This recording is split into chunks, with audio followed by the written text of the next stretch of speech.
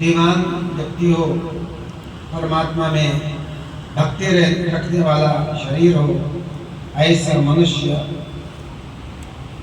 मुक्ति का भाजन बन सकता है। मनुष्यत्व क्योंकि मनुष्य का शरीर उसको मिल गया। दूसरा बताया है मुमुक्षत्व। मुमुक्षा का मतलब होता है मोक्ष की इच्छा, दुखों से पार होने की इच्छा। अब शास्त्रों में ये कहा है कि मनुष्य जीवन में दुख ही दुख है। भगवान ने भी कहा है दुखालयम अशाश्वतम, ये संसार दुखों का घर है और मनुष्य का शरीर क्षणभंगुर है, थोड़े ही दिनों के लिए मिलता है और दुखों का घर भी है और क्षणभंगुर भी मनुष्य जीवन है। इसलिए भगवान ने अर्जुन से कहा ऐसे शरीर को पा करके मेरा भजन करो। अनित्यम असुखम लोकम इमं प्राप्य भजस्व माम, ये तुम्हारा शरीर है, क्षणभंगुर है, अनित्य है, इसमें कहीं सुख ढूंढने पर भी नहीं है। इसलिए मेरा भजन कर और भजन करते करते मुक्ति को पा जाएगा। योग मार्ग मुक्ति का मार्ग है, इसमें बहुत जल्दी मनुष्य मुक्ति तक जा सकता है।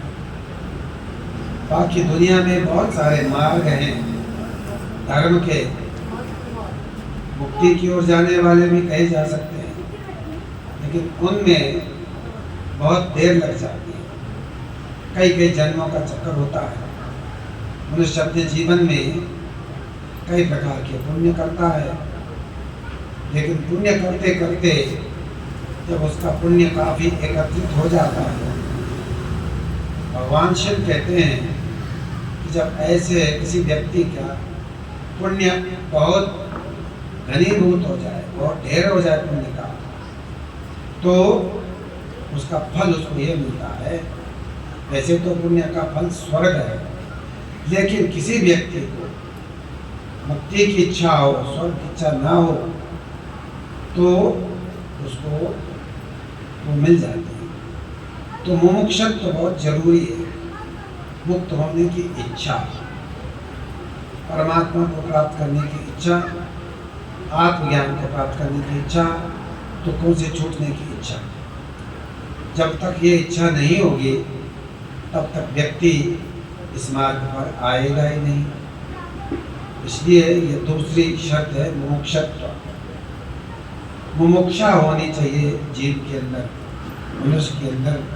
मैं मुक्ति की ओर चलूं, मैं अपना कल्याण करूं, मैं अपने अंतर जगत के रहस्यों को समझूं। अंदर जो शक्तियों का भंडार है मेरे मन और बुद्धि में, योगी लोगों ने जिस भंडार को खोल रखा है, वो भी तो मनुष्य है। आत्मा रूप से सब बराबर है। एक छोटे से कीड़े के अंदर भी वही आत्मा है, ब्रह्मा जी के अंदर भी वही आत्मा, आत्मा तो सब बराबर है।